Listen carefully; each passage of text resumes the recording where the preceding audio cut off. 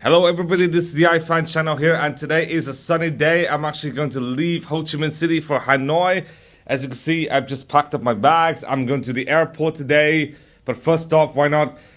Because I did not get to go to the Ho Chi Minh Campaign Museum, why not? I decided to go to the Ho Chi Minh Campaign Museum, and then about an hour later, arrive at the airport, and then take the 1:20 flight to Hanoi. As you can see here, all my bags. I'm actually going to say goodbye to the hotel as well as Ho Chi Minh City. It has been quite a great city to visit with all the cheap food and stuff, despite some of the flaws with its traffic control system as well as the hot weather. So why not? I'm actually going to head over to the Ho Chi Minh Campaign Museum first. It's super duper hot, like over 90 degrees, so I can't really bear the weather that well compared to like anything between like 15 and 25 degrees. After about 30 minutes walk, I finally arrived at the Ho Chi Minh Campaign Museum. As you can see, this is what the museum looks like. I'm actually going to go in and buy some tickets. So now I just entered the museum, and as you can see, you do see pictures of the war, as you can see, as well as some guerrilla fighters in the jungles. And this is actually a map of one of Mae Klong Delta's provinces. And over here is actually a machine gun. And if you were to see here, this is actually you guessed it, Ho Chi Minh, as you can see. And up here some other pictures of the war, as you can see, with some papers and stuff, as well as I believe a seal of Phuc Long. And here's some objects confiscated from the US in the number 14 road in the Phuc Long campaign, as you can see. And this is actually the map of the Phuc Long campaign. And if you were to go all the way here, does show some people in the motorcycle, basically soldiers in the motorcycle. And here's some more pictures of the war. And this is actually a map of the Republic of Vietnam, as you can see. And in here, I believe it's a soldier carrying some rice or some like materials using this bicycle inside the jungle. Basically over there is rice, and over there is actually ammunition. And if you were to go further, this is actually, I think, a map of Vietnam, the situation of the war of some sort. And as you can see, this guy, his name is Hoan Minh Tao, who's a former lieutenant. And over here is actually a radio. And here's some materials for the war. And you even see this as well, other pictures of the war. Some of these are other equipment used in the Vietnam War, as well as some guns, as you can see. And this is actually a map of Hue and Da Nang, which are actually in the center of the country. And if you were to go in this room, you actually see more stuff related to the war. As you can see, I believe this is an engine of some sort. It's actually a booty which was confiscated from the US in the Nguyen Hue campaign in 1972. As you can see, and here's some more pictures of the war and of Ho Chi Minh's campaign to actually take the Republic of Vietnam and actually unify the two halves still. As you can see, these are some more guns used in the war. And I do believe this is actually a missile cannon, as you can see. And I do believe that's a telescope, definitely. And here's some more equipment, including the radio, a speaker phone, basically one of these mega gramophone speakers where you can speak. And over here is actually, I believe, a clock of some sort, binoculars though. And yeah, you do have some more weapons in here as well. And finally, this is what the flag of the Viet Cong looks like. And in the second floor, you'll find more things related to war. I believe that is a march of some kind. And that is for sure a protest in the Independence Palace. And over here is some medieval stained glass, as well as over there, I suspect so. And if you want to go into this room, it also discusses more things about the war as well. As you can see, these are some army generals sitting and discussing about some plan or something. And over here is actually a military uniform, as well as some glasses and basically some notes written by all the soldiers and stuff. And here are some army generals and officials in 1975. And here are some more people discussing about the war and stuff, the situation of the war. And as you can see, I believe these are top-ranking officials of some sort.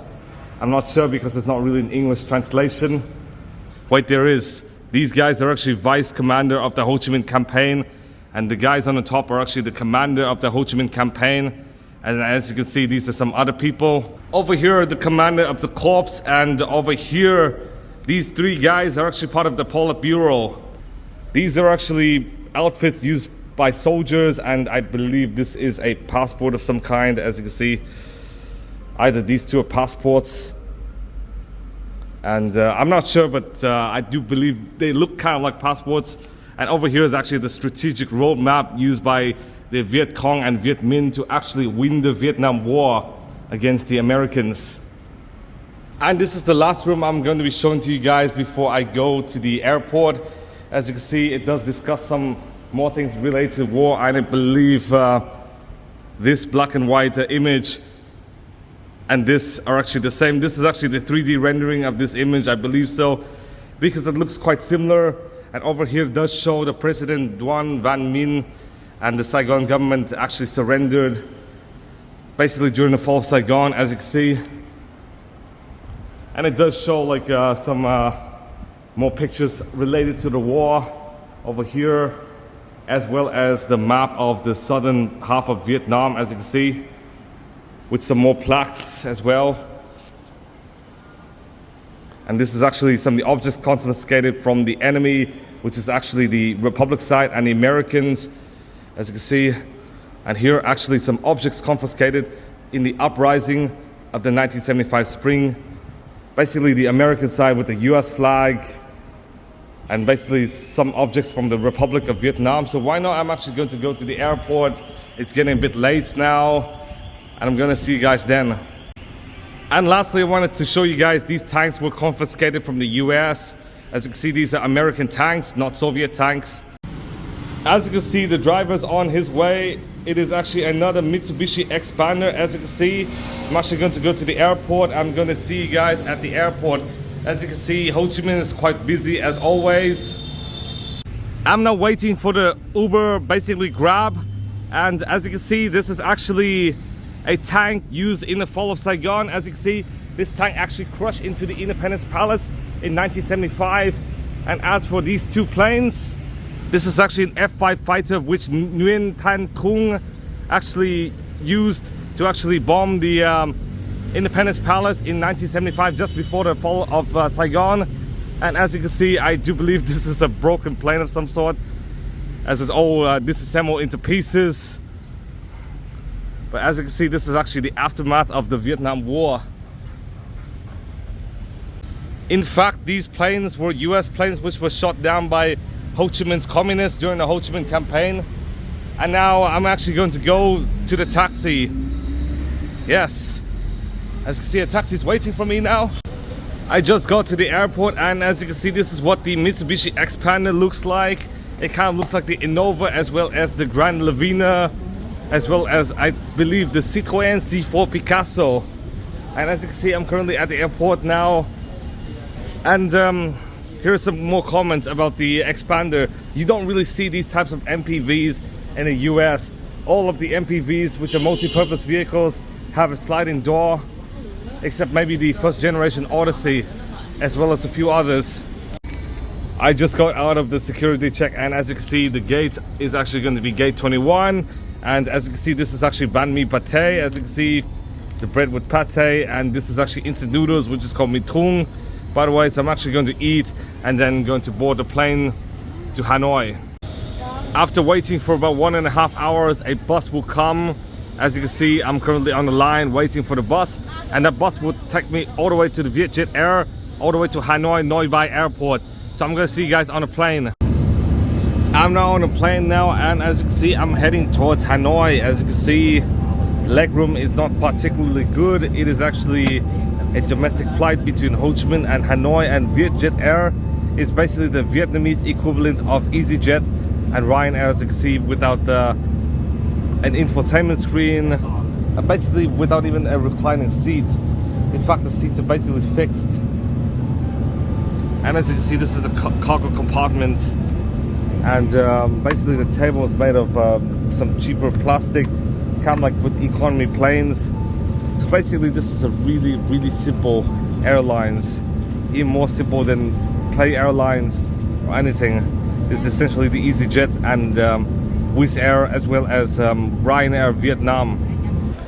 After about 2 hours on a plane, I'm finally in Hanoi. As you can see, I'm currently at the Noi Bai airport, and the weather is definitely a lot better than in Ho Chi Minh City, where in Ho Chi Minh City it's about 90, whilst over here it's about 80. So it's a really big difference. As you can see, I'm actually going to ride the bus from the Noi Bai airport to the hotel. Why not?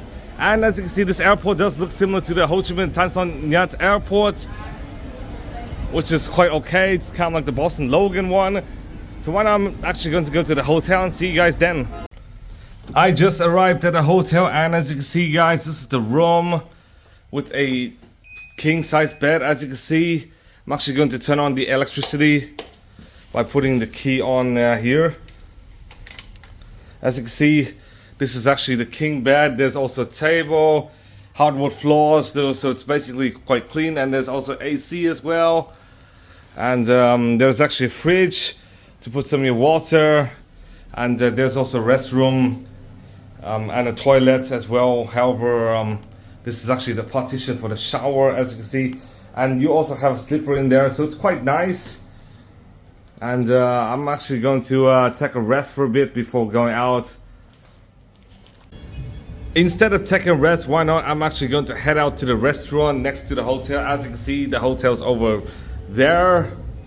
Well, you can't actually see it because I'm actually on the 8th floor. As you can see, it's really high up, and down there is actually the ground. And in fact, this is actually Bun Cha Hanoi, and I'm actually waiting for the Nem Zan to come out, and then I'm actually going to eat both of them. And over here is the Nem Zan. As you can see, I actually ate this back in the Czech Republic at TTTM Sapa. I'm actually going to re-eat this meal. After dinner, why not, I just walk around the Old Quarter. As you can see, this is Hanoi's Old Quarter, which is actually an old neighborhood. And as you can see, streets are quite narrow, and basically motorbikes take up the entire road, so it's quite hard to walk. And the crosswalks are basically filled with motorcycles parking, just like in Ho Chi Minh City. So as you can see, many tourists and locals actually do walk on the street at heavy risk for motorcycles to hit, but luckily I've never seen a motorcycle hit anybody. As you can see, here's another street in the Old Quarter, and as you can see, this quarter was actually founded during the Middle Ages, during the Li and Tran dynasty. Yeah, I'm actually kind of scared of standing. As you can see, there's so many cars here, so many motorbikes. They basically take up the entire road. But there are a lot of old buildings around here, as well as some new ones. And fun fact, my hotel is actually located in the Old Quarter. I'm now going on my way to the train tracks. It used to be that each street in this neighborhood was specialized in one specific type of commerce or manufacturing. And as you can see, there are lots of trees around, which gives this street quite a nice feel, especially during the hot summer days, and even the relatively warm winter days. So why not, I'm actually going to go to the train tracks. It's quite dangerous, as you can see, with a ton of motorcyclists, but I'm going to try my best not to get hit. Now I'm currently on Train Street. As you can see, one of the major tourist destinations in Hanoi.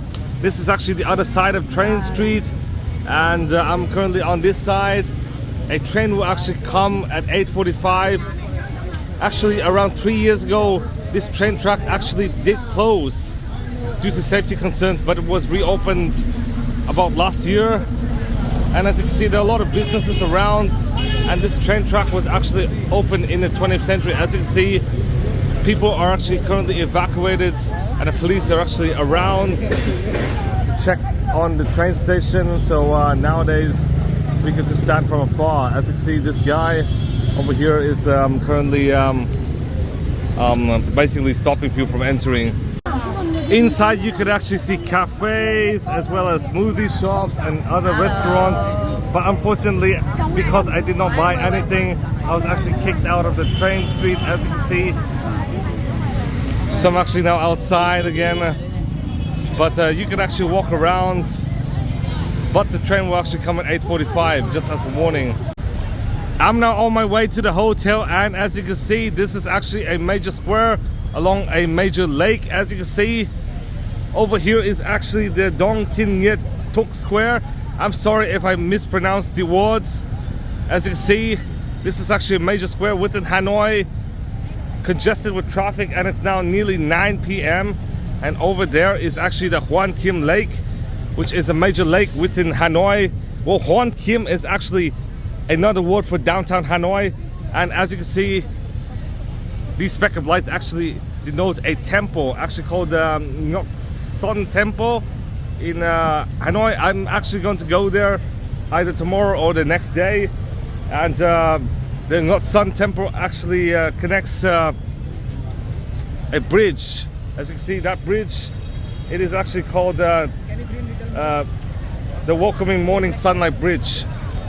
I'm actually on a street called Din Tien Huang, and if you were to go a bit more, you could actually see some more modern buildings. As you can see, I'm actually going to show you guys the actual modern buildings within the view of the Hoan Kiem Lake.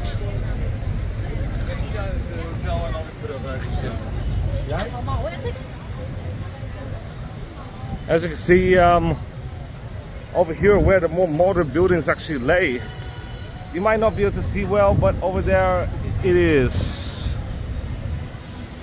As you guys can see, this is actually a closer view of the Welcoming Morning Sunlight Bridge. Okay guys, it's now the night. I'm actually going to sleep and then going to wake up tomorrow. Okay guys, I just woke up and ate some breakfast, so why not? I'm actually going to go outside to explore Hanoi. I'm now in the Ngoc Son Temple, and as you can see, over there is actually the Pen Tower. As you can see, I'm now going to cross the Welcoming Morning Sunlight Bridge to actually get to the temple, which is actually in the Hoan Kiem Lake. But before that, I'm actually going to buy tickets. As you can see, it costs around 50,000 VND per person. As you can see guys, this is actually the gate to actually enter the temple. As you can see, over there is the Welcoming Morning Sunlight Bridge. It is actually red in color, and over there is actually the Hoan Kiem Lake. And I do believe that's a sculpture of some sorts, or a tower.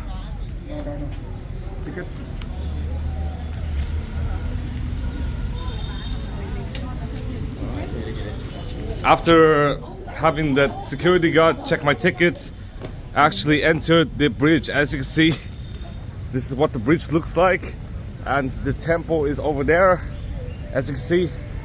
And basically the view from the lake is quite nice, in fact, quite soothing.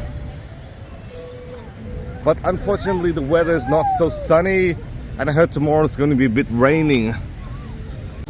Unfortunately, I cannot show you guys footage of the temple itself, but I could actually show you guys the footage of this, which is actually a sword lake turtle. As you can see, the turtle is actually one of the 4 species of longevity in Vietnam.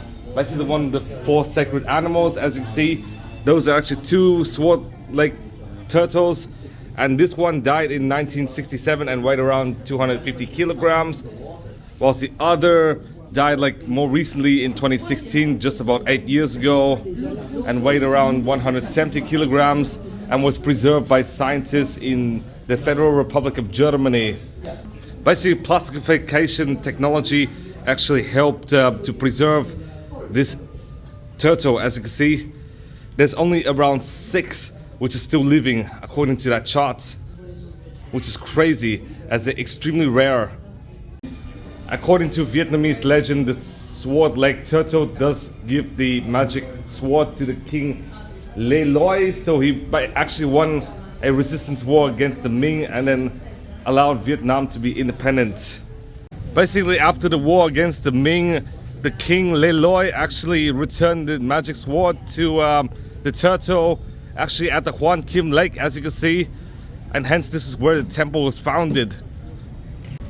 Here's some fun facts about this temple. This temple was built in the early 19th century, and it was originally associated with 3 deities, Wen Chang Dujin, Guan Yu, and Liu Dong Bin. But then afterwards, Tran Hung Dao was actually incorporated into the temple, and therefore he's actually the 4th deity of the temple. But unfortunately, just like I said, I could not show you guys any video footage of the temple. As you can see, I can only show you really few, as they do say no cameras allowed. And let me show you guys the sign for more evidence that no cameras are allowed. As you can see.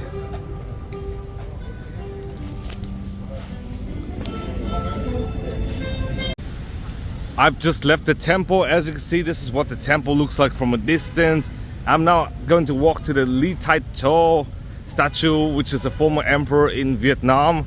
As you can see, this walking path is quite scenic with a lot of trees and stuff, as well as some palm trees around. So right now I'm actually going to go to the Ly Tai To statue and then look for some place else nearby to finish this area before maybe going to the Ho Chi Minh Mausoleum and that surrounding region. As you can see, it's quite nice to walk through. Definitely no motorcycles to hit. As you can see, guys, over here is actually a dance, and if you were to face the other direction, you see the statue of Ly Tai To, who chose Hanoi, which was called Thang Long, which is actually the rising dragon, as a capital. He was the first ruler of the Ly dynasty, the Ly dynasty, and he ruled between the 10th and 11th century AD. As you can see, this is the closest statue of Ly Tai To. I'm now on my way to the Opera House, and as you can see, this is actually the State Bank of Vietnam, and over there is actually a rotary, which I believe is Vincom Bank. As you can see, I do believe it's their logo, but I'm not so sure. I'm not actually going to go to the Opera House. Yeah, the roads are quite dangerous, as you can see, with a ton of motorcyclists not really stopping for you or anything. Over here is the Hanoi Opera House, one of 3 opera houses in Indochina, along with the Haiphong and Ho Chi Minh City Opera House. As you can see, it kind of looks similar to the Palais Garnier in Paris, and this was built between 1901 and 1911 by the colonialists, and it could seat up to 600 people, and the cost of building was around 10 million in today's money. Judging by the gates, I do not believe this opera house is open, so I could not show you guys the inside. Just like European opera houses, I do believe this is only open when there are actually operas or any concerts or classical concerts. But as you can see, this opera house is actually built in a neoclassical style, and it was modeled on the Palais Garnier, of which I've been before the pandemic. After a short walk, I arrived at the Vietnam National Museum of History. As you can see, this is what the museum looks like. I'm actually going to pay for tickets and then go in. Now in the entrance of the museum, you could actually find out this car, which is actually a ZIS 115, which was given to Vietnam from the Soviet Union in 1954 and was used for 18 years as Ho Chi Minh's car. As you can see, so it's definitely not as fancy as the W110, but still it's quite fancy. But many things made in the Soviet Union are not really of good quality compared to Western products. The first room in this museum is actually Vietnam under French colonization. As you can see, these pictures actually denote some of the battles against the colonialists, and this cannon is actually also used against the colonialists. And over here is the Viceroy of Hanoi in Vietnam. As you can see, this guy did die during the battle of the protection of the Hanoi Citadel. And as you can see, these are actually some Vietnamese actually arrested by the colonialists. And this is actually a gun used by the Vietnamese, I believe so. And over here are actually poems, as you can see, in both Chu Nom as well as the Latin script. Well, the Latin script was actually introduced to Vietnam by the colonialists, as you can see, and this is actually Chu Nom, which is quite similar to the Chinese alphabet in many ways. And over here are some more pictures during the colonial era, as well as these. And the French did bring a lot of things to Vietnam, including this. As you can see, the Godard House, which is actually a market similar to Ben Thanh, Binh Tay, as well as some other markets in Ho Chi Minh City. But this is actually in Hanoi, and this is actually a cement factory. So they did bring their architecture and a lot of innovations, and hence many buildings here do look European. Now, as you can see, many Vietnamese did not like the colonialists, and many did want to revolt against the colonialists. As you can see, this guy actually participated in the Yen Tay uprising against the colonialists, and other people in this room are also anti-colonialists as well. They're essentially Vietnamese nationalists, and if you were to go to the next room, it does discuss the beginning of communism in Vietnam, as you can see. It does show Ho Chi Minh. As you can see, this is actually Nguyen Tat Tan, which is actually one of Ho Chi Minh's pen names. And this shows the number of countries Ho Chi Minh actually visited, which is a lot. He even visited Boston, by the way. Yes, the Park Plaza. And over here is actually Lenin during the start of the Soviet Union. And here's some other pictures of Ho Chi Minh over the years. As you can see, he goes by the name Nguyen Ai Quoc nowadays. And as you can see, here's some other communists. And this is actually the communist emblem of Vietnam, as you can see. This room also talks about communists. As you can see, these are actually papers written by communists about communism and about the war against colonialism. As you can see, these guys are other communists, and these are actually drums used during the Ngoc Son uprising in the early 1930s, as you can see. And over here are some artifacts used in the uprising. As you can see, I think this is a pot, and this is actually the weight, and this is another pot. Over here is actually a propaganda leaflet used against the colonialists by the communists. And lastly, this is a statue of Tran Phu writing a political thesis. As you can see, this was actually created in 1961. I'm now currently in a room dedicated to the democratic movement, basically the years prior to World War II. As you can see, some of these guys are actually part of the democratic movement, which is essentially, quote unquote, the Communist Party. And as you can see, here are typical documents during the time, during the late 30s. As you can see, this is actually the General Secretary of the Communist International Exercise Committee, who's based in the Soviet Union. And here's some more pictures from the era, as well as some artifacts used. And I do believe these are actually newspapers during the time, as you can see. And here's some more documents, and this is actually artifacts, and this is a typewriter used during the time. As you can see, I'm actually in the room dedicated to the Viet Minh movement, which was prior to communism, but during World War II. As you can see, these are some of the communists which were killed during World War II. And this comrade Thong Chin was actually the elected Secretary General of the Communist Party during World War II. As you can see, and here's some other documents as well as newspapers. And this is actually a Vietnamese dress during World War II, which sort of looks different than a Vietnamese dress of today. And as you can see in this room, which denotes the end of World War II, here are actually some weapons. And Vietnam did go through a famine in 1945, just before the end of World War II. And here are some more newspapers, as well as the current day flag, which is actually the flag of the communist regime of Vietnam. It is now 1945, the war has ended, and as you can see, this is actually the Vietnam flag, the Democratic of Vietnam. And this is what Ho Chi Minh looked like back then in 1945.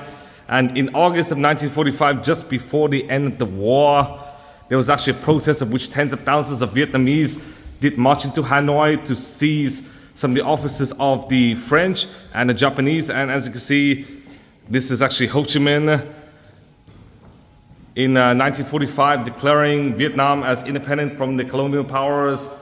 And here are some weapons used in the demonstration. As you can see, the independence is not that long-lived, as Vietnam did go to war against France between 1945 and 1954. As you can see, here are some campaigns against the colonialists. Again, the border campaign, as you can see.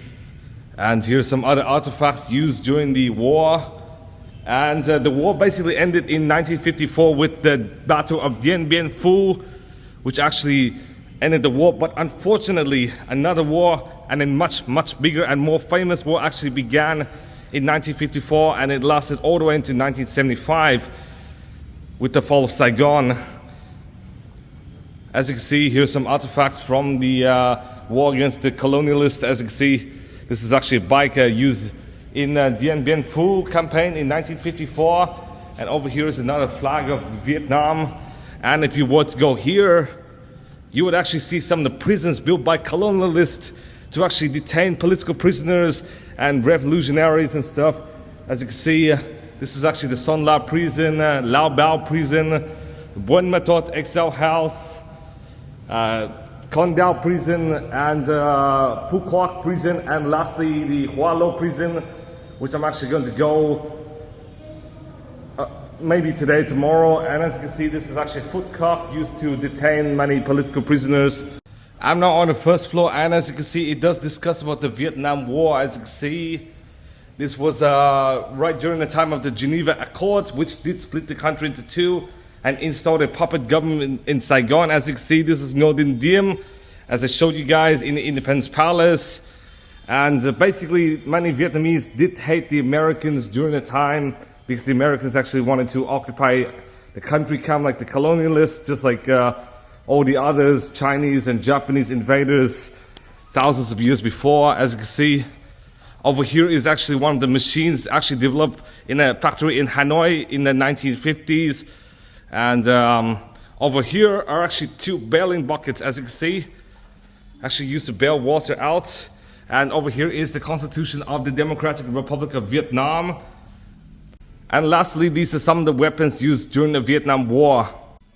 Over in these rooms show more pictures of the Vietnam War, as you can see. And in here it does show some material and weapons used by the Viet Cong. As you can see, this is actually, I believe, a instrument of some sort. It is actually a mandolin.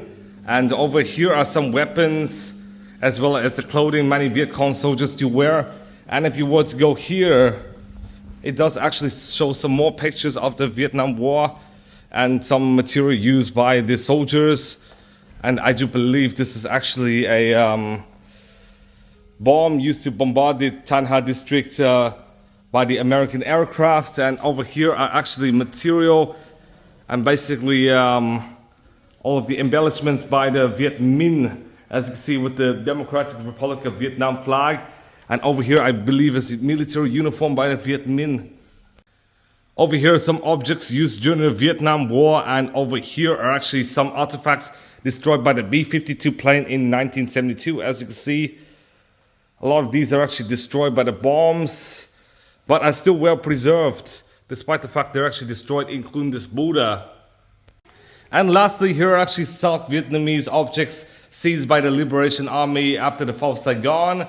And if you were to go to this room, it does show some of the last years of the Vietnam War, as you can see. Now I'm actually going to go out of the museum, because I think the museum would actually close in about 10 minutes. But before I go, let me show you guys the very final room. As you can see, Vietnam did get reunified in 1975. And as you can see, these are some of the elections for communism. And over here, I believe, is actually a model of the hydropower plant in Vietnam. And Vietnam did go through a phase of hyperinflation a bit after the war, but in 1986, during the Doi Moi era, which is essentially similar to the Deng Xiaoping era, in the PRC, Vietnam did go through some economic liberalization, and therefore many countries did open up to Vietnam. And as you can see, this is actually Vietnam in international conferences throughout the world. And basically by the mid-90s, Vietnam did align with other countries and establish diplomatic relations with the US, which basically marked the bright era of Vietnam. And it made Vietnam one of the fastest growing countries and economies in the world up until this day. I told you guys that the last slide will be the last footage, but in reality, I do believe this is actually important, because many of you guys do not associate Vietnam as a manufacturing powerhouse. But as you can see, all of these products are actually produced in Vietnam, by the way. Yes, including this fan, as well as, you guessed it, rice, which we all know is made in Vietnam, as well as other Asian countries. And as you can see here, some other goods, as well as a TV screen produced by a Hanoi-based television company. Yes, I'm not joking. Many people would associate China, Japan, and Korea as like manufacturing destinations, and Vietnam to be sort of this backwater, but in reality, it does showcase some Vietnamese innovations. And as you can see here, some other artifacts. And now I'm actually going to go, because it's going to close in about 5 minutes. Actually, only 3 minutes, as you can see. So I'm actually going to go eat lunch. Unfortunately, the museum closed for lunchtime, I believe so. But I did have fun at the museum. Basically, I learned that Vietnam had innovated and actually created products in-house. And as you can see, I'm currently at this restaurant. next to the museum. And this is actually my meal. As you can see, this is actually beef noodles, just the standard edition.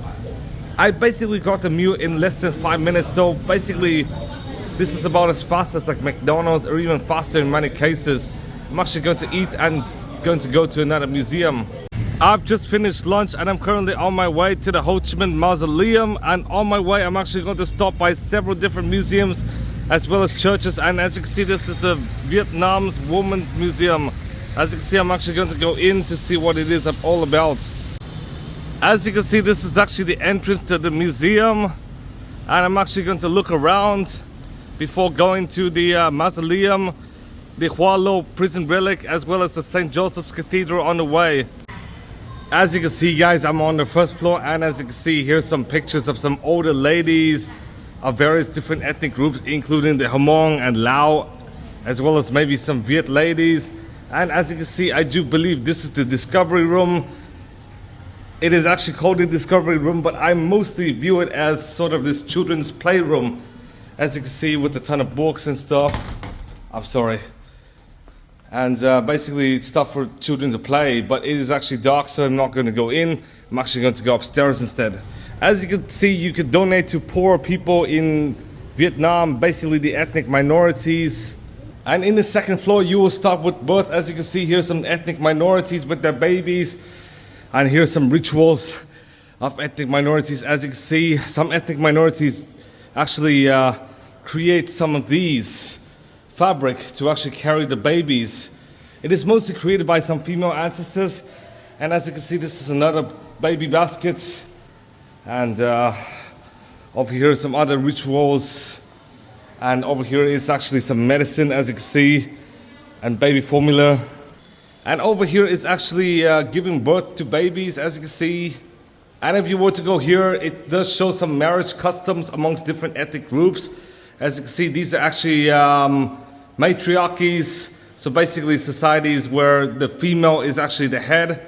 As you can see, there's some different ethnic groups which actually practice matrilineal societies, basically, which just means the female is the head of the household.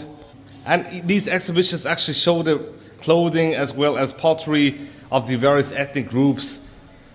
And this is actually the dress for Chinese people in Vietnam, which is actually a patrilineal society similar to the Vietnamese ethnic group.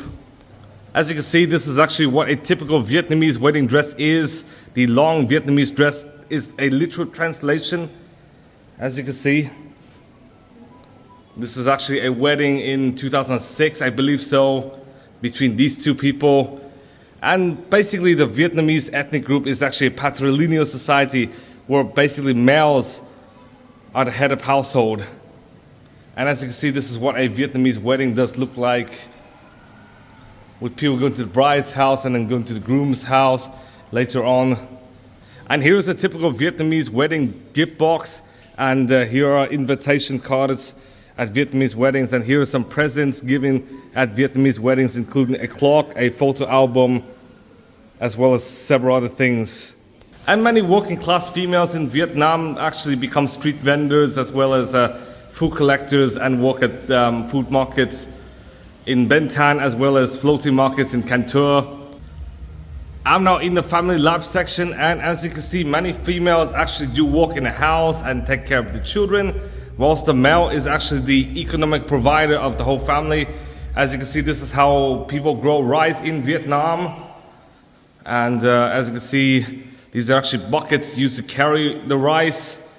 And then afterwards, the females then start to cook the rice. As you can see, this is how people cook food with these pots and stuff. And not only that, they also work on pottery as well. As you can see, these are the pottery samples, and they also sew clothing, and definitely they do care for children, as you can see. Whilst the male is basically the economic provider of the family. And let me show you guys the machine used to cook rice. Now I'm in the worship room, and as you can see, some people actually do worship the mother goddess, as you can see, and I'll show you guys her altar in here. This is what an altar looks like. And over here it does discuss some people and how they think about the goddess. And let me show you this still. Over here is the third dame, as you can see. And here are actually some costumes in Vietnam. And this guy, his name is the 10th Prince, who wears a yellow costume. And as you can see, these are actually musical instruments played in Vietnam. Even though Vietnam is a patriarchal society, there have been numerous females who have contributed a lot to Vietnamese society. As you can see, some of these people have contributed a lot to Vietnamese society in terms of the war against colonialism and against the French as well. And over here show the Vietnam War. As you can see, some of the war heroes. Some of these people are actually war heroes during the war, as you can see. And over here are some of the prisoners. I've noticed this lady from, I believe, yesterday at the HCM Museum or something, or several days ago. And as you can see, some of these are equipment used in the war. And if you were to go to this room, it shows some more, including some pottery. And if you were to go here, it does show a typical living room in Vietnam amongst the elites with Ho Chi Minh's portraits. As you can see, these are typical dishes and silverware. And if you were to go here, it would show a typical, like basically, this is, I think this is a baby holder, and some of these are essentially cooking machines and stuff during the war. So right now I'm actually going to go up for the last exhibition. I'm now on the very top floor, and as you can see, these are some females who have contributed a lot to Vietnamese society in today's world. As you can see, many of them are actually doctors, entrepreneurs, diplomats, teachers, and sometimes even scientists, as you can see. And I do know this lady, actually, Nguyen Thi Ngoc Phuong. Actually heard of her from the Orange documentary, basically Agent Orange on YouTube, where she basically ran to the hospital. And the last room I'm going to show you guys in this museum is actually the fashion room. As you can see, this is actually the very famous Vietnamese long dress. As you can see, over the years, this is actually in its current form, as well as I think this. But some of these are really old, by the way, and these are actually more of ethnic minorities dresses, as you can see. And over here is actually some more pottery, as well as a, I think a dress of, I think since there is actually a head robe, I do believe this is worn by a Cham ethnic group, which is actually a Muslim ethnic group. And over here are some materials used by ethnic minorities. As you can see, there's some ethnic minorities with black teeth. That's because they literally do dye their teeth black using resin from a tree. And over here are some other clothing used by ethnic minorities. And over here is a very, very famous leaf hat used by a lot of peasants throughout Vietnam. And here's some more clothing. And as you can see, these are actually jewelry over here. So right now I'm actually going to leave the museum. As you can see, here are some hats worn by ethnic minorities. Right now I'm actually going to leave the museum and go somewhere else. I'm on my way to the Hoa Lo Prison Relic, and as you can see, there is another book row in Hanoi. As you can see, just with a bit less trees.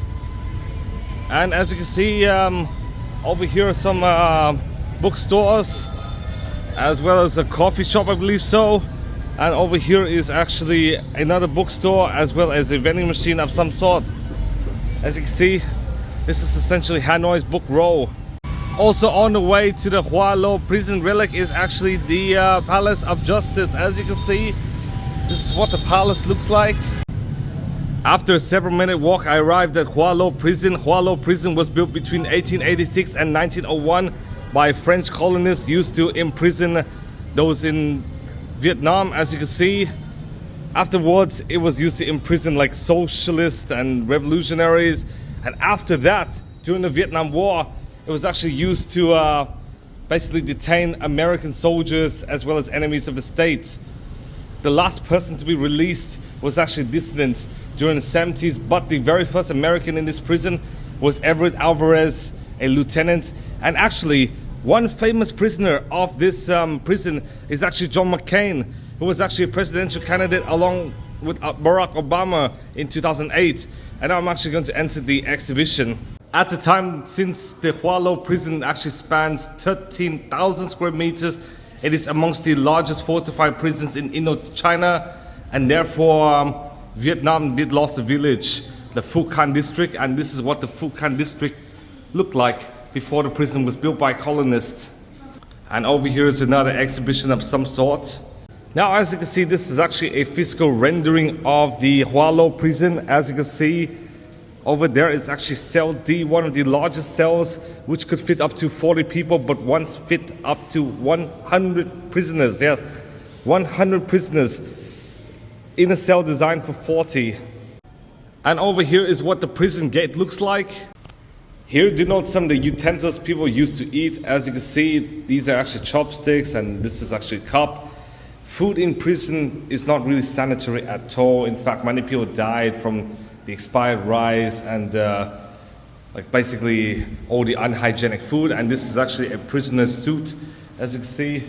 And if you were to go into room E, you find a group of prisoners actually chained to the bed, as you can see. Even though many prisoners are chained to the bed like this, many of these prisoners actually still like talk about communism and about their plans for communist Vietnam. As you can see, these are actually male political prisoners in this prison. And over here is what the prison toilet looks like. Over here is known as the Cashapp, or basically dungeon, or essentially the solitary confinement. If you were to break prison regulations, you're put in here in stocks. As you can see, you're basically separated from other prisoners, and this is essentially hell. As you can see, without any light and air, many prisoners did suffocate, and some even died in this solitary confinement, as you can see. And of course, to survive, many people even resorted to eating limbs and stuff. Outside, you actually see the almond tree, as you can see, which is actually used by political prisoners to actually treat medical wounds or any illnesses like diarrhea. In fact, many prisoners actually peel off some of these bark and young leaves to actually treat themselves from any diseases, as there's no Western medication here. As you can see, these two are actually underground sewers, and they're used by political prisoners to actually escape the prison. Some of them are even on death row and basically escaped and went into war against the French. Just like I showed you the two underground sewers earlier, this is how a prisoner escapes using the underground sewer. As you can see, it is extremely tight. And this is another rendering of the prison, as you can see. Over here is actually the detention room for female prisoners. As you can see, this is what it looks like. And if you were to go here, there's actually going to be a room for female prisoners. As you can see,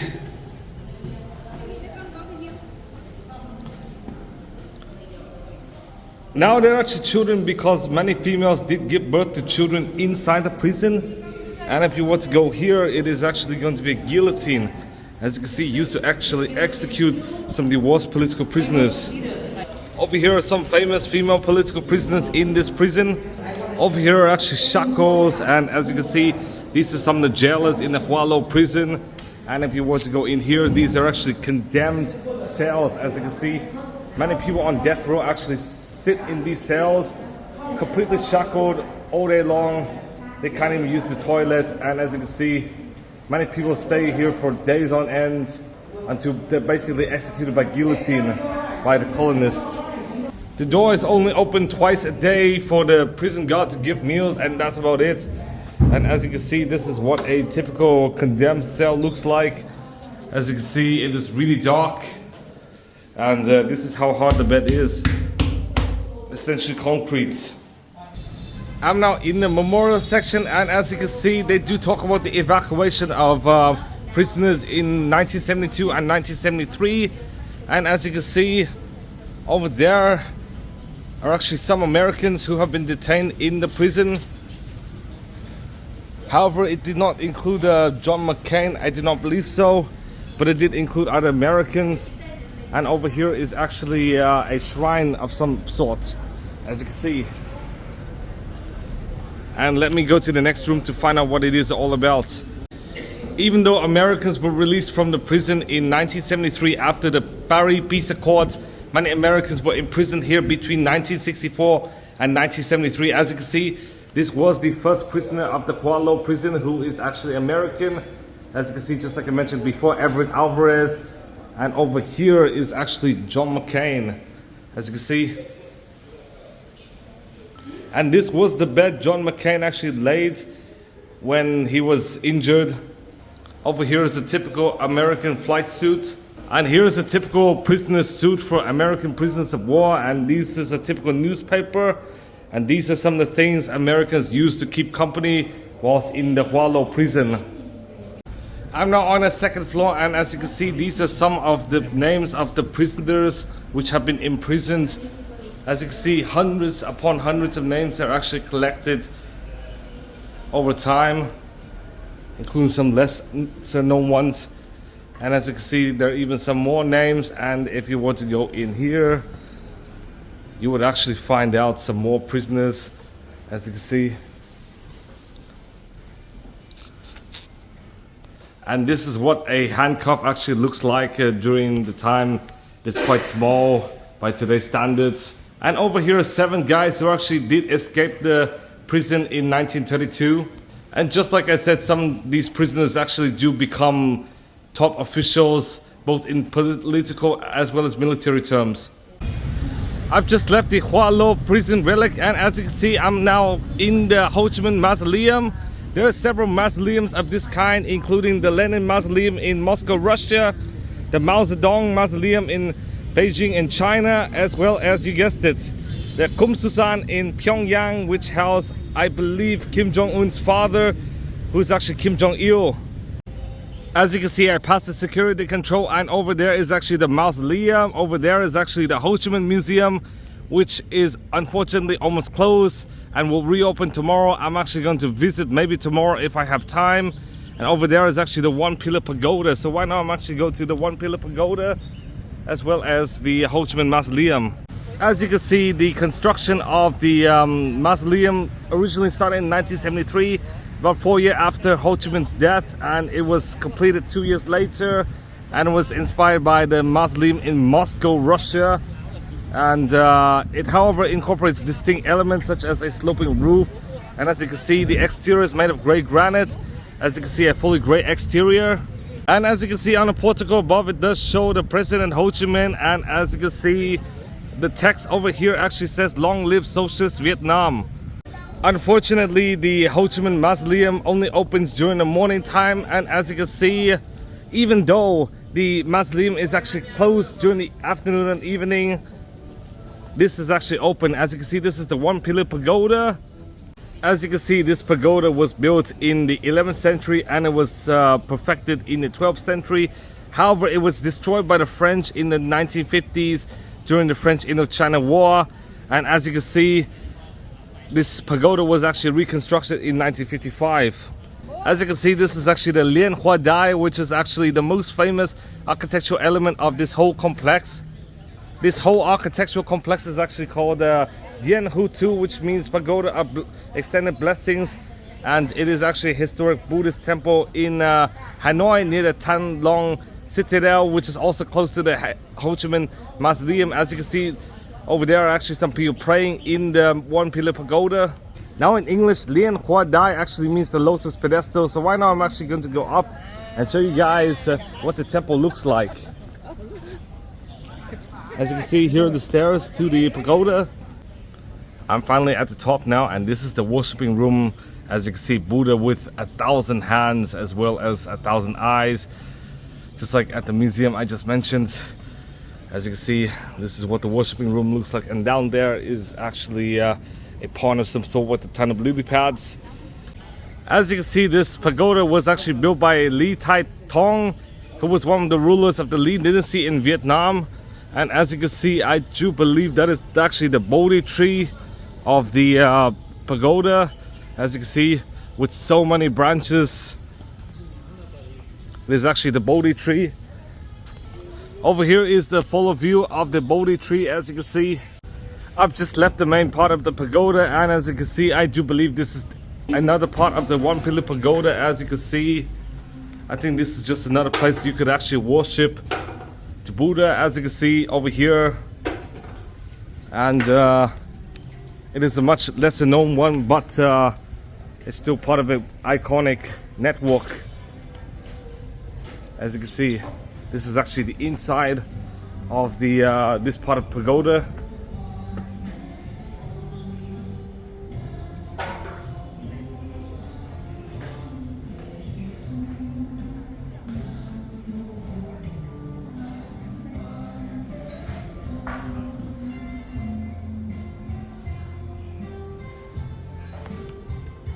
Now, even though both the Ho Chi Minh Museum as well as the Mausoleum are both closed, the garden is actually open. As you can see, this is what the garden looks like, and this is actually a fountain of some sort, a pond. And as you can see, the garden is quite well manicured and quite beautiful. And why not, I'm actually going to eat dinner. Okay guys, since my legs are a bit tired because I've been walking so much in both Ho Chi Minh City and Hanoi, I'm actually going to take the bus, which just like in Ho Chi Minh City actually costs, you guessed it, 7,000 dong per person, which is basically a bit more than 25 cents. As you can see, this is what the bus looks like, kind of like in Ho Chi Minh City. And I'm actually going to ride all the way to the St. Joseph's Cathedral. I just returned to the Old Quarter, and as you can see, this is actually the St. Joseph's Cathedral, and I do believe this is the entrance, so why not, I'm actually going to go in to see what the cathedral is like. I'm in the interior of the St. Joseph's Cathedral, and as you can see, there are some ladies chanting something I don't really understand. As you can see, I'm actually going to take you guys around the cathedral to see what it's like. Over there is actually a portrait of Mother Teresa. Her portrait is actually at the cathedral in Austria. As you can see, it is actually in the Stephansdom Cathedral. Over here is actually a model of the St. Joseph's Cathedral in Hanoi. Over here is a portrait of the late Pope John Paul II. And if you were to go all the way here, you would find out basically Mary with Jesus, as you can see. Let me speed up a bit.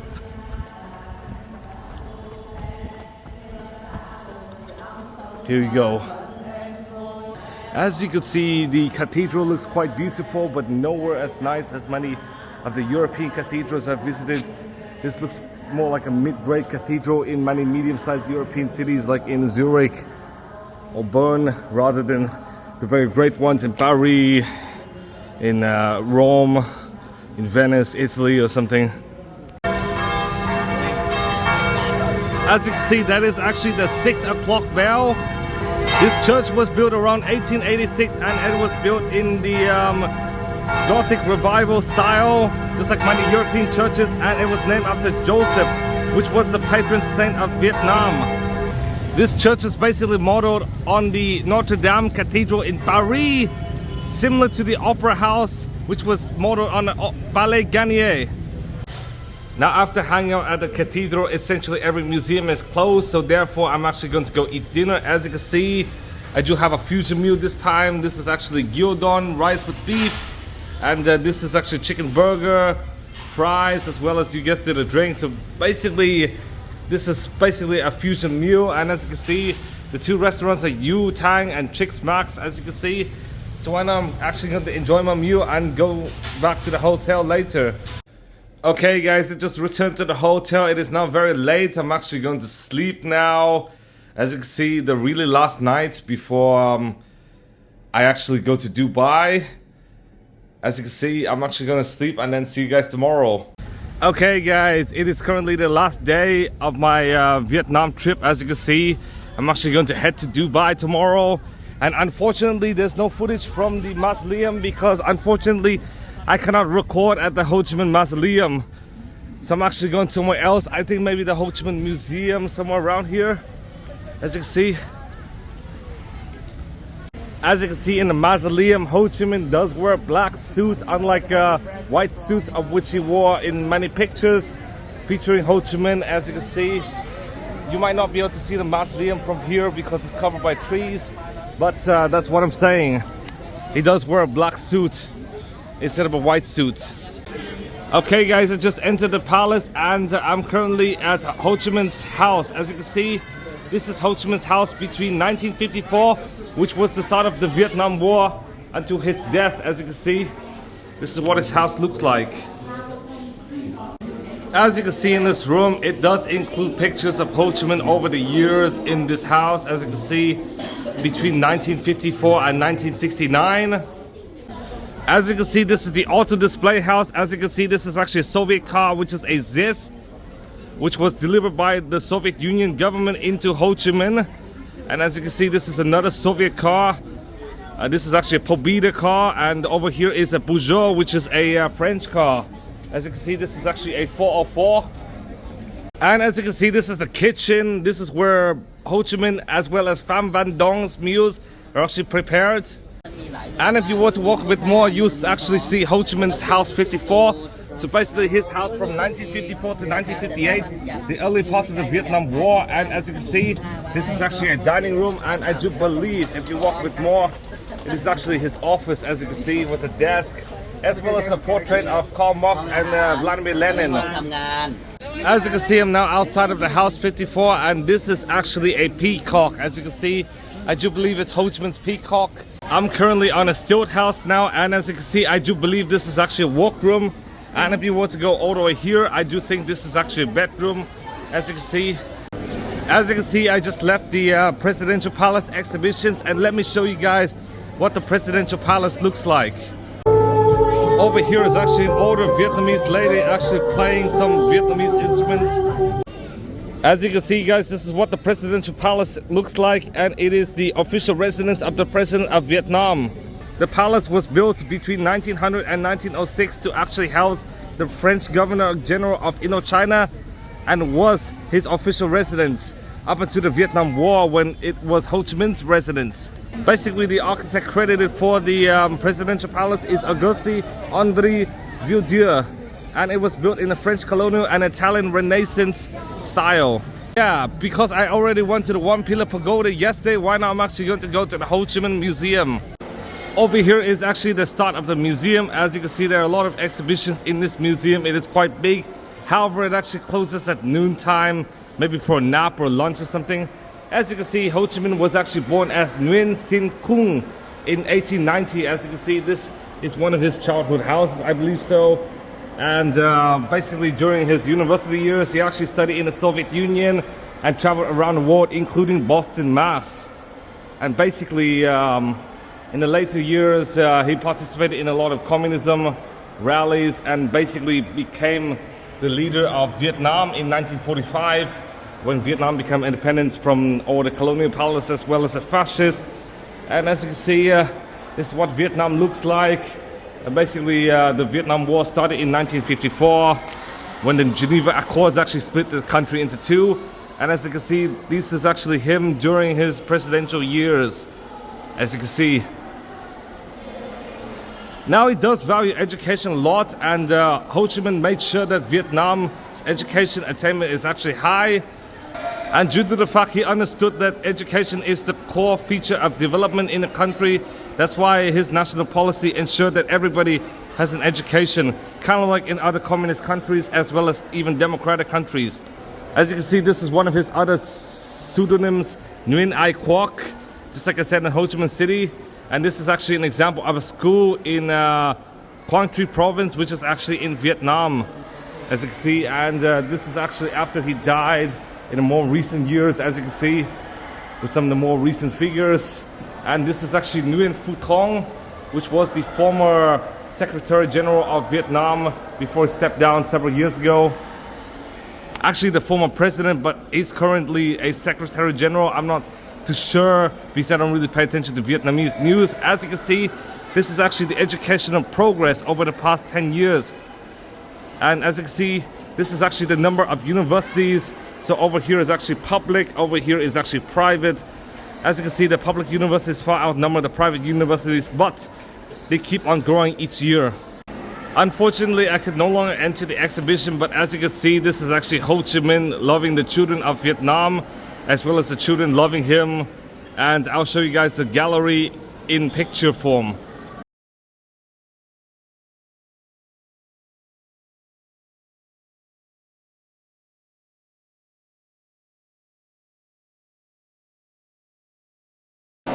I'm now upstairs, and the first thing you'll be greeted to is a statue of Ho Chi Minh, as you can see.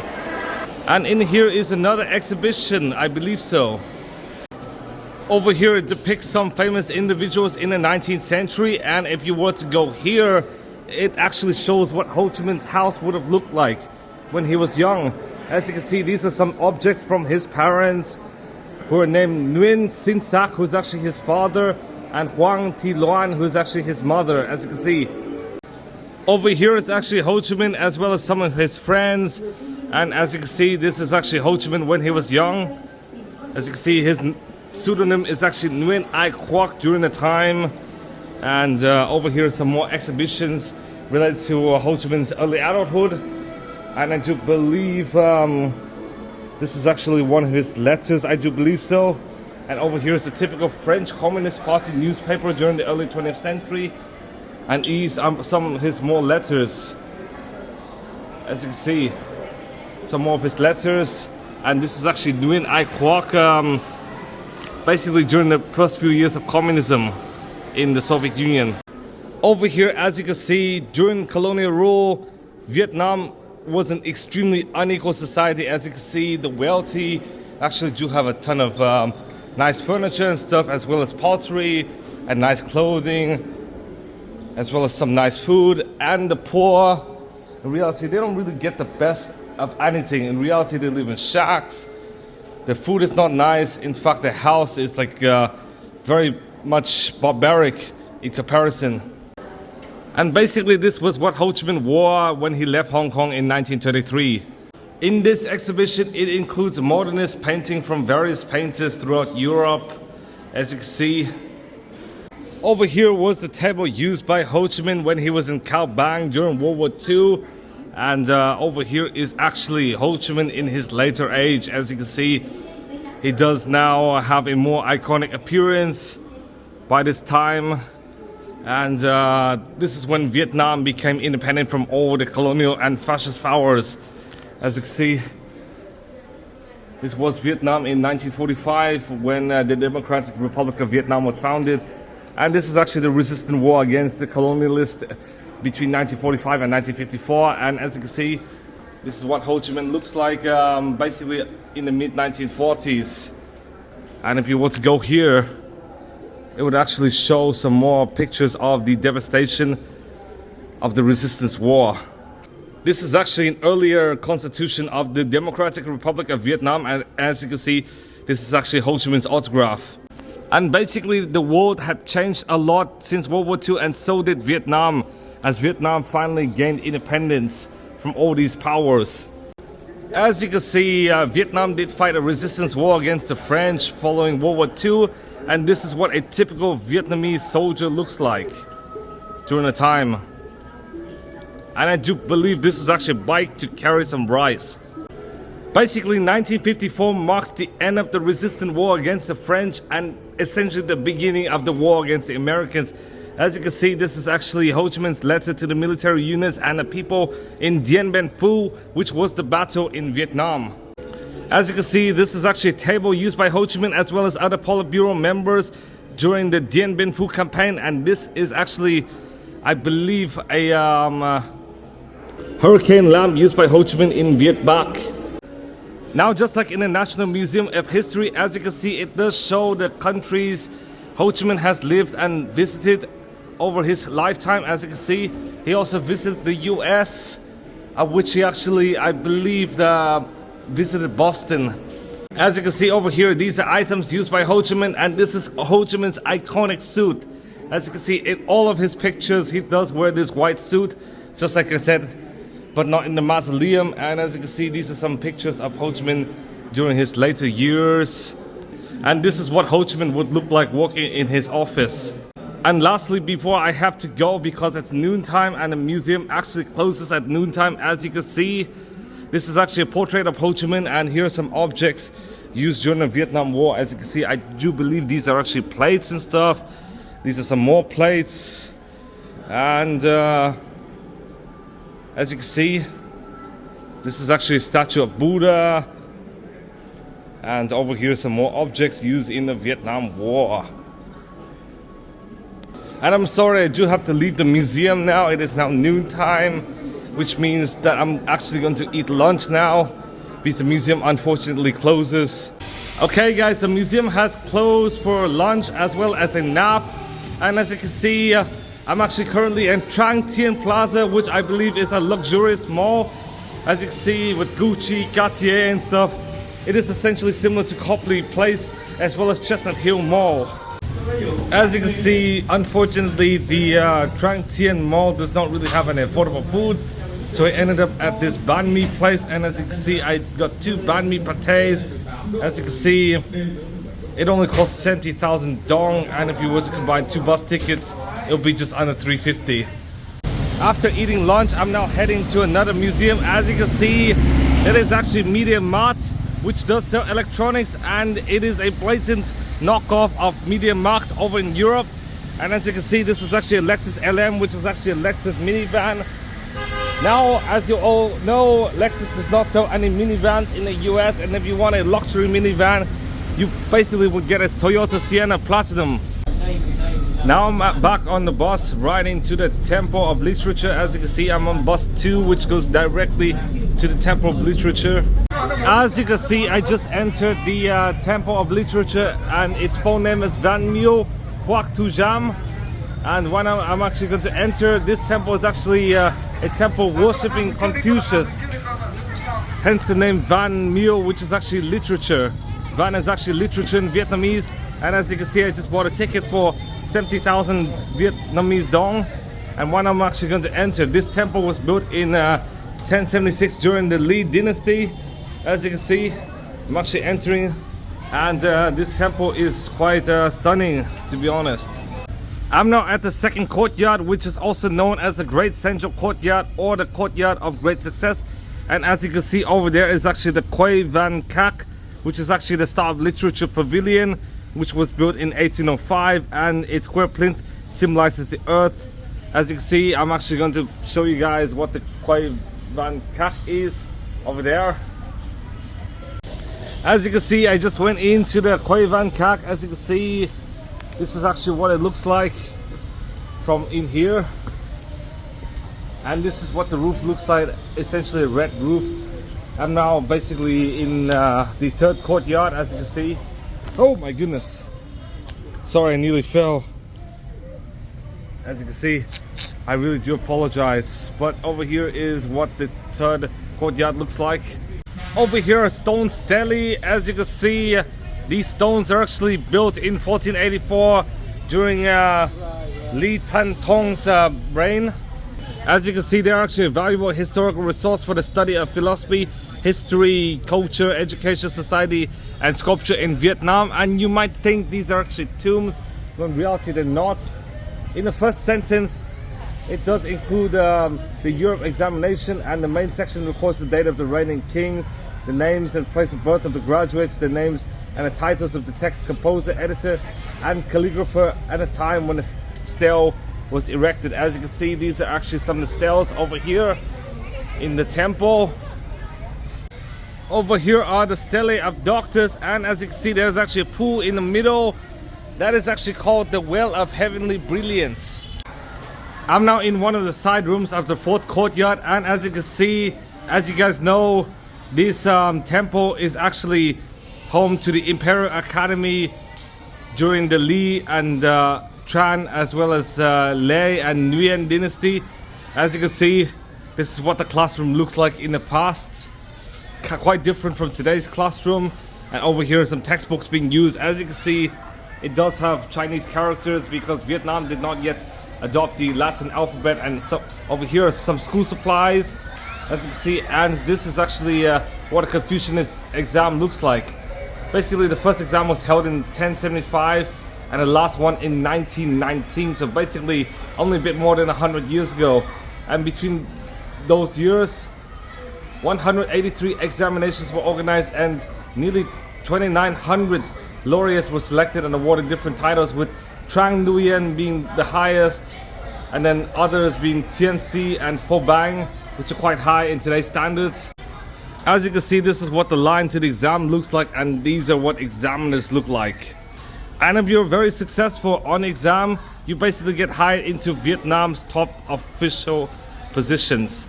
And fun fact about the stone steles, they are used to engrave the names and birthplaces of the laureates of each examination. And these are what Chu Nom and Chu Han characters actually look like. And in the fourth courtyard, as you can see, this is actually the temple dedicated to Confucius. Yesterday you might have seen a turtle at the other temple, the Ngoc Son Temple, but over here is actually another turtle called a gold-plated ceramic tortoise, as you can see. And here are several places where you can actually worship Confucius. As you can see, this is actually one shrine. This is also another, as you can see, and another over there. So basically there's several places you can actually worship Confucius. And I do see some people worshiping, as you can see. It is quite big, and there's several different worshiping places over here. And I'm not sure what this is, but this might be another worshiping place, as you can see. I'm currently in one of the side rooms at the fourth courtyard, and as you can see, it does discuss the history of the Temple of Literature, as you can see, from when exams first started to basically the current day. I'm sorry, there's so many children running around that I do have to be careful. But as you can see, it does discuss the history, discuss the Lei dynasty, and if you want to go a bit further, it does show you the Minh and even today. This is a typical dress that students wear in the Imperial Academy. I'm basically during the Nguyen dynasty, when the capital was moved to Hue, this temple was actually moved to Hue as well. And as you can see, this is actually today. And in 1954, the thing outside, actually the Hue Van Tak Pavilion was actually restored into its original form, as you can see.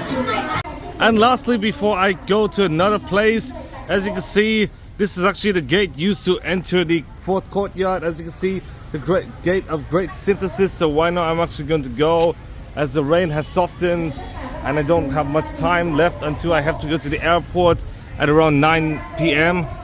I'm basically on my way out. As you can see, this is the very first courtyard, the same courtyard I entered in. It's called the Nhap Dao courtyard, and it is relatively new during the Nguyen dynasty. And as you can see, there's actually two ponds over here, and as you can see, there's actually a central path as well as two side paths. The central paths are actually for high-ranking officials, whilst the side paths are actually for students as well as commoners. The central path is actually called Huang Dao, whilst the two side paths are actually called Lin Dao. And yeah, both this as well as other courtyards are actually symmetrically designed. As you can see, they're quite symmetrical. And now I'm actually going to leave because I don't really have much time. I do have to go to Dubai tomorrow. Unfortunately, I had to walk all the way to the fourth courtyard to actually see the exit. As you can see, I'm actually at the exit now, and as you can see, I think this is a house of some sort. I do believe this is a teacher's house, but I'm not very sure. As you can see by the exit, there is actually a fifth courtyard. I actually found a fifth courtyard, as you can see. So why not? I'm actually going to go in here before I leave for the day.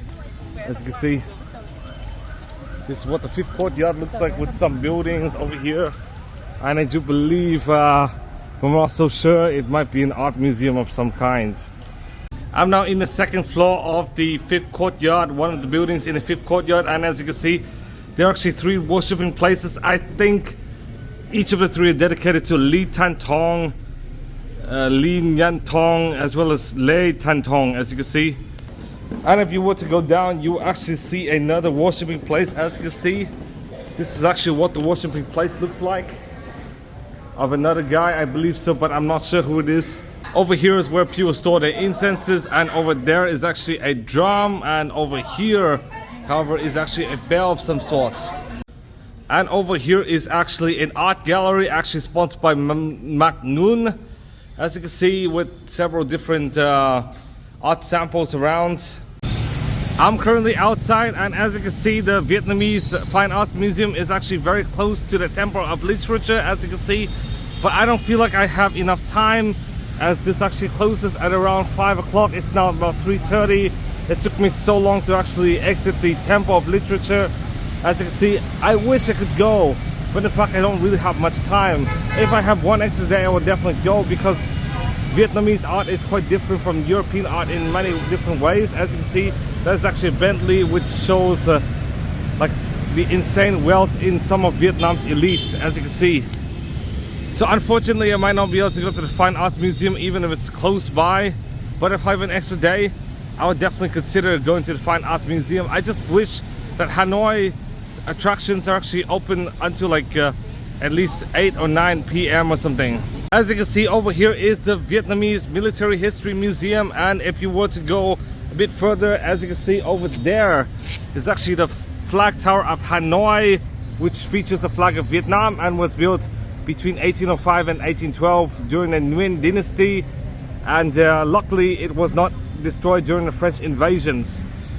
I just entered the Military History Museum, and as you can see, I do believe it's free, as I did not see any tickets around. And as you can see, Vietnam is actually located in Asia and borders Cambodia, Laos, as well as China, and it is basically west of the South China Sea. Basically between the 7th and 6th century BCE, the state of Van Lang, which is the first primitive state of Vietnam, was established by the Hoan King. As you can see, there's actually a temple dedicated to him in the Thao Dan Park in Ho Chi Minh City. And Vietnam basically suffered from countless amounts of wars. As you can see, they actually fought against many different types of people. And over here is one of their weapons, like more than 2,000 years ago. And over here, this guy Ngoc Son, he actually helped Vietnam defeat the Han dynasty, and basically Vietnam became independent from Chinese rule. And as you can see, the Vietnamese are actually brave enough to actually avoid being ruled by the Mongols, unlike Russia, Ukraine, Belarus, or much of Asia. And over here it also discussed other wars in the more recent era, even against the French colonialists, as you can see, during the 19th century. And if you were to go to the second floor, you might see more modern exhibitions, unlike the one downstairs. As you can see, these are actually military cannons, and this is actually the flag of Vietnam, as you can see. Basically, with the flag, this would be 41 meters, and it used to be located in the Hanoi Citadel. As you can see in this top floor, it first talks about the Winter-Spring Strategic Offensive of 1953 and 1954, prior to the end of the French Indochina War. And as you can see, this is a typical bike used to carry rice. And over here it talks about some more about this offensive. And in here it talks about the Navarre's plan to actually end the war between France and Vietnam. Over here are actually the 32 heroes in the Dien Bien Phu campaign, which helped end the war, but actually the Vietnam War ironically began in the same year. And as you can see, over here is more details about the Dien Bien Phu campaign. Basically, there were 55 days of fighting in the Dien Bien Phu campaign. Now the second floor actually starts here, and as you can see, this is actually the formation of the People's Army of Vietnam when the Communist Party was formed in 1930. One of the first uprisings against colonialists was actually the Nghe Tin movement by the communists during the early 1930s, and this is actually Vo Nguyen Giap, who died like a bit more than 10 years ago. So basically lived really long. And as you can see, this is actually what Vietnam looks like in 1945, just before the end of World War II. And if you were to go in here, it does show the founding of the Democratic Republic of Vietnam. Basically at the end of World War II, basically when Ho Chi Minh read the Declaration of Independence on the 2nd of September 1945, that was when the Democratic Republic of Vietnam was declared. But before that, in August of 1945, there were multiple protests in Hanoi, which actually led to the founding of the Democratic Republic a month later. And this room does discuss some more basically lesser known events. As you can see, it does mention the Upper Laos campaign, Thai Bok campaign, Hoa Binh campaign, as well as several others, including the border campaign of 1950. Unfortunately, due to the fact the Military History Museum would close in about 10 minutes, I'm not able to show you guys the Vietnam War, Vietnam's war against Cambodia during the 80s, and Vietnam's border wars against China during the 80s. So right now I'm actually going to climb the flag tower. As you can see, I'm now in the entrance of the flag, and this flag does go up to 33.5 meters without the flag itself. As you can see, this flag was built under Nguyen Gia Long, and why not, I'm actually going to show you guys what the top looks like. I don't know how far I could climb, but this might be about as high as I could climb. As you can see, this is what the flag looks like. It is quite high, and why not, I'm actually going to find more ways to go in. As you can see, unfortunately now, since this door is actually locked, I don't think I could go any higher. As you can see, this is basically the highest I could go up, as you can see. And you could see quite a nice view of Hanoi traffic from up here. And I think that's one of the taller buildings in Hanoi. I just got down from the Hanoi flag tower, and as you can see, these are actually some of the French and American aircraft the Vietnamese soldiers did shoot down. The Vietnamese did shoot down 435 French aircraft, including 162 of them used during the Winter Spring campaign, and about 62 used during the Dien Bien Phu campaign during the end of the Indochina War. 68 B-52s and 13 F-111s were shot down during the Vietnam War. And as you can see, basically between 1954 and 1975, the Vietnamese shot down 4,181 American aircraft. Now, due to the fact I'm actually short in time, I'm actually going to leave the flag tower as well as the wreckage sculpture and actually go on to the Thang Long Citadel. As you can see, the Thang Long Citadel will unfortunately close in less than 30 minutes. But as you can see, this is what the entrance looks like. As you can see, with several buildings related to, I believe, Tet. As you can see, Lunar New Year, and I think this is actually an altar. And as you can see, they do talk about Tet because it's close to New Year. But I think I'm able to go in because other people are allowed to go in. Now, fortunately, due to the fact it is only 30 minutes before the Citadel is closing, therefore admission is actually free. Over here is actually the south facade of the Thang Long Citadel, as you can see, and this building was constructed between the years 1010 and 1011 by the first of the Li emperors, which is actually Li Taitou. And this citadel actually includes a complex of historic buildings associated with Vietnam's history. Basically, this was where the royal power of Vietnam was actually seated until the Nguyen dynasty in the 19th century, where the capital is actually moved down to Hue, which is in central Vietnam. Over here is a nice view of the flag of Vietnam. As you can see, this is actually the Hanoi flag tower, and I'm actually going to head into the citadel of Thang Long. Now, this is actually the south gate, and if you were to go in, you actually see Kinh Tan, which is actually the imperial city first. And then within the second set is actually Hoang Tan, which is actually the imperial citadel. And of course, the Forbidden City is where the Emperor's Palace is located. So right now I'm actually going to enter the south gate. I'm now in the first set of walls. As you can see, this is actually the imperial city. And if you were to go up to the second floor, you'll actually find out the Duan Mon relic. As you can see, I'm finally in one of the exhibition rooms. As you can see, this is what the exhibition looks like. In this exhibition, it does discuss some of the artifacts over the years. As you can see, there are actually several dynasties, including the Dai La, Din Tien Lei, Li, Tran, Lei, Mak, Lei Tung Hung, as well as Nguyen. As you can see, Nguyen is actually the very, very last dynasty before basically the Democratic Republic of Vietnam. And as you can see, this is what one of the artifacts looks like. And here's some story. Basically, Li Taitou actually moved the capital to Hanoi and actually called it Thang Long, which actually means ascending dragon. And as you can see, here are some artifacts of the Li dynasty. As you can see, quite old, in fact. really ancient. But if you were to go here, there are actually some more modern archaeological features, more modern pottery. And if you were to go here, you see the modern dish. As you can see, this is actually the Li dynasty. Over there is actually the Dai La and basically earlier dynasties, as you can see. And if you were to go to the Tran and Lei dynasty, you will find out even more modern accessories, basically.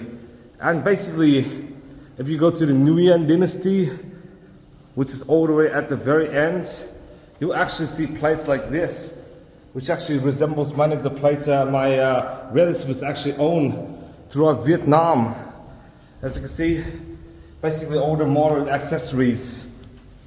Now unfortunately the Thang Long Citadel is going to close, but here's another last view of the Thang Long Citadel. Maybe I'm going to continue my tour of the Thang Long Citadel on my next trip to Hanoi. As you can see, it is quite stunning, just like really any European palace or castle throughout Europe I visited over the years. In this room, I do believe it is a water puppet theater, as you can see. Now, due to the fact most points of interest actually close between 5 and 5:30 p.m. and since it's raining, therefore I'm actually going to wait for the bus. But before waiting for the bus, I'm actually going to show you guys this. This is actually a statue of Vladimir Lenin. As you guys all know, similar to Vietnam, the Soviet Union, which comprises of Russia, Ukraine, Belarus, Moldova, Estonia, Latvia, Lithuania, Azerbaijan, Georgia, Armenia, Kazakhstan, Kyrgyzstan, Tajikistan, Turkmenistan and Uzbekistan, was actually a communist state. As you can see, basically Vladimir Lenin is one of the best friends of Ho Chi Minh, and as you can see, Ho Chi Minh is a great admirer of Vladimir Lenin, as well as Karl Marx. And as you can see, this is actually the flag tower of Hanoi. I'm actually going to say goodbye to Hanoi, and I'm thinking of taking a bus to a restaurant. As you guys all know, Vladimir Lenin was actually born in Ulyanovsk in Russia in 1870. Well, Ulyanovsk is actually named after him. Before, the city did have a different name, and as you can see, Vladimir Lenin's real birth name is actually Vladimir Ilyich Ulyanov. Kind of like Ho Chi Minh, where he actually did change his name. As you can see, I'm now in a restaurant. I'm currently eating a rice with pork as well as fried fish, with some salad as well as a soup and tea as well. So I'm actually going to eat and then go to the hotel, get my bags and then go to the airport. As you can see, I do believe this meal is quite appetizing. I just finished dinner, and let me point to something. As you can see, the traffic lights are actually timed, and over there is actually a timer. You might not see it well, but there is actually a timer. As you can see, it counts down from 50, 49, 48, 47, 46, 45. As you can see, I've never actually seen it in the US. Well, many US traffic lights are actually like automated, kind of like in Europe, but there's some US traffic lights which are timed, and basically like I'll be really anxious if I like had to wait so long at the red lights because it's timed. I do think this is quite a good system, but in Vietnam I don't really think there's much automation of red lights because Vietnam is not that advanced yet. As you can see, it is actually timed, both in Ho Chi Minh City as in well as in Hanoi, as you can see. Now, as you can see, guys, I actually did get my luggage and I'm currently on a taxi. I could actually take a bus from the hotel to the airport, but I don't think the bus is really that reliable and it never comes on time. So instead, even though this costs many times more, instead of 25 cents, it's more like $10. I actually decided to take a taxi, as you can see. And fun fact about the fare collection system on the bus: instead of having a machine where you actually pay the fare using the machine, instead there's actually a person holding all the tickets and stuff, and then you pay the fare to them and then they'll give you the tickets. It's not like in the West. And lastly, due to all of the timing constraints, I actually do miss several museums, such as the B-52 Museum, the Museum of Ethnology, which is a bit far, the Fine Arts Museum, as I just said, the Tran Ngoc Pagoda, Don Xuang Market, as well as Bac Ma Temple.